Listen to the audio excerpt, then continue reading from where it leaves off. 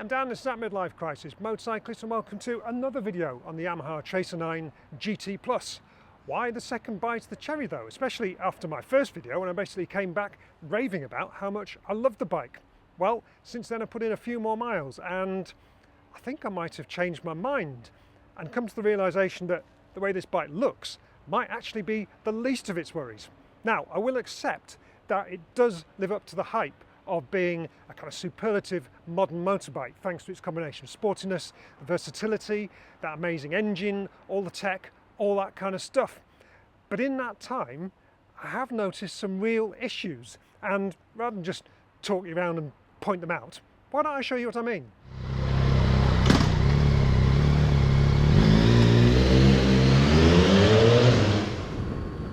Okay, so if you're watching this and expecting me to tell you that the Tracer 9 GT Plus sucks and give it the full-on character assassination, then sorry to disappoint you, that's not what I'm going to do, because this bike doesn't suck. It's really, really good in so many ways, but it's almost because it's so good in the rest of what it does that the things that are irritating stand out even more. So let's start with the YAMT automatic gearbox, which is a strange feature and is mostly good. You'll have seen in the other video it seemed not bad at predicting what gear I needed to be in at any given time and preempting when it would need to downshift and things like that. So here I am trundling along in 6th. I've got a junction coming up just a couple of yards up ahead, so hopefully it should cycle down through the gears pretty smoothly. But as I've found, sometimes it just doesn't quite preempt the gear changes as you would do them if you were shifting yourself. And it kind of begs the question, what is the major labour-saving gain in having an automated gearbox? Because particularly when you bear in mind that quick shifters now have got so good, what are you gaining? But there you go, a bit of a clunky downshifter first there, wasn't there?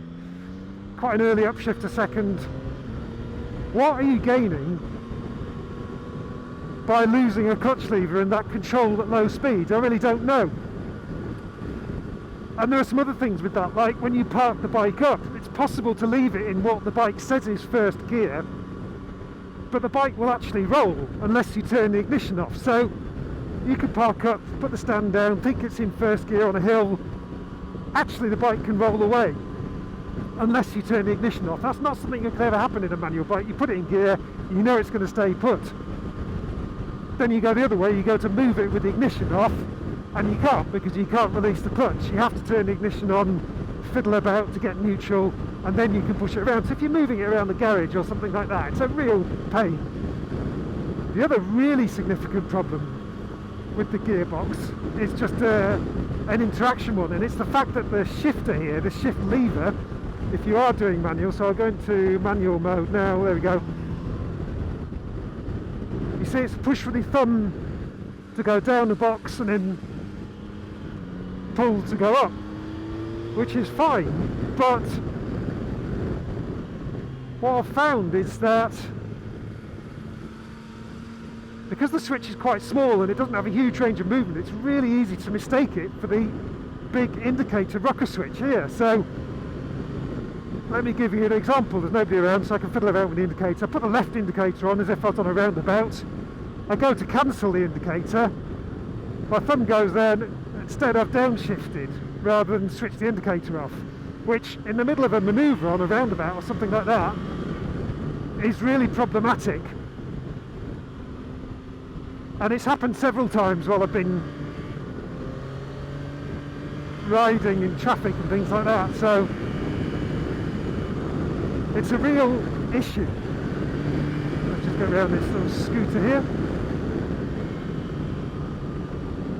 So yeah, YAMT, I get it if you're unable to change gear with your foot, so you can't use a clutch lever or something like that, then it's a really, really good innovation. So, but it's more an irritation, and I don't see what you're gaining over a quick shifter and a manual gearbox. Then we get to the brakes, which are these clever interlinked, I think it's called a unified braking system, which does some clever stuff. When you're on the cruise control, it can actually firm up the forks, stop the bike from diving when you slow down, but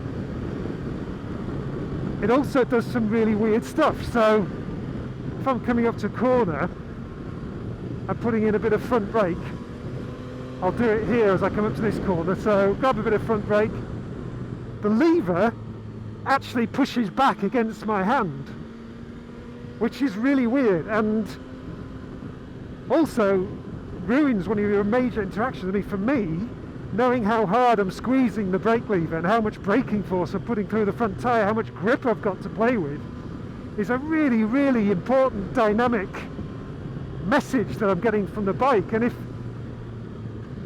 all of a sudden you're losing that vital point of communication with the bike about how much braking force you're putting through the front wheel, it's a real problem, especially if the road's wet or you don't know what the grip levels are like. So it's another example of a technology which is very clever and supposed to help you out, but actually is doing the complete opposite. Then there are some other niggles as well which surprised me. This is a 17 grand bike, and look at the way this button cluster wobbles around on the bars. Sorry for the involuntary beep there, but I made the point, didn't I, that yeah, 17 grand, it shouldn't wobble around like that. And then you've got the fact that some of the cables here are kind of pretty crudely wrapped in insulation tape, which you'd forgive on a Royal Enfield or something like that, but a bike costing 17 grand, it's just not good, is it? There is some really, really, really good tech though, stuff that I genuinely enjoy using. So I think the interaction with the joystick and the menus here is really good. So if I want to put the windscreen up, there you go, just put the windscreen up, and when you're on the motorway, that is, I think, one of the best windscreens I've ever used on a bike. It's really, really calm on the motorway, and you really don't get any buffeting at all, so that's genuinely impressive. And the radar cruise as well, again, it works really, really well, and it's a, yeah, you could argue it's a gadget or a gizmo, but it's one that genuinely makes riding the bike better. Oh yeah, there was another thing, the rider modes. The amount of configurability and adjustability on this bike is huge, and you have 5 normal rider modes, and then for some reason there are 2 additional rider modes for the automatic gearbox, which are completely separate from the 5 other ones. So you can set all the other 5 other ones up with any combination of traction control, wheelie control, all that kind of stuff. But then as soon as you select automatic here, it completely changes into another set of modes entirely. So all your kind of pre-configured settings, so you might want to have sport mode with automatic gearbox, but you can't do that. You can set one of the sport modes up, one of the automatic modes up to have all those settings. But just as an idea, if I bring up the menu there, you can see across the bottom here all the different settings that you can configure, just to give you a sense of how many different rider modes there are and how many electronic systems. But another irritating thing is that when it comes to adjusting the suspension, the damping, now to me, if I were able to tweak the suspension more, I would put a little bit more rebound on it. It feels a little bit bouncy some of the time. I've got 2 settings, I've got a sport or a soft, and there is a configurable setting for the damping as well, but the only way you can do that is on an app. Why? Why do I have to adjust it on an app? That just seems ridiculous to me. So that is another irritation with technology that is meant to be helping the riding experience, but I would say actually hindering it in some ways. So, sorry, this has come across as a bit of a rant, hasn't it? Seems like I'm moaning about a lot of things, but let me just, you forgive a lot for that engine, don't you? So there's some stuff I love about the bike, and when you get it onto a twisty road like this and you're in the sport mode and you want to go chasing again a sports bike, you can do that. The Tracer 9 GT, this all-round sports touring bike, whatever we want to call it, it can do that as well. So it is a really, really versatile and impressive bike. Sometimes though, I think it just gets a bit too clever for its own good.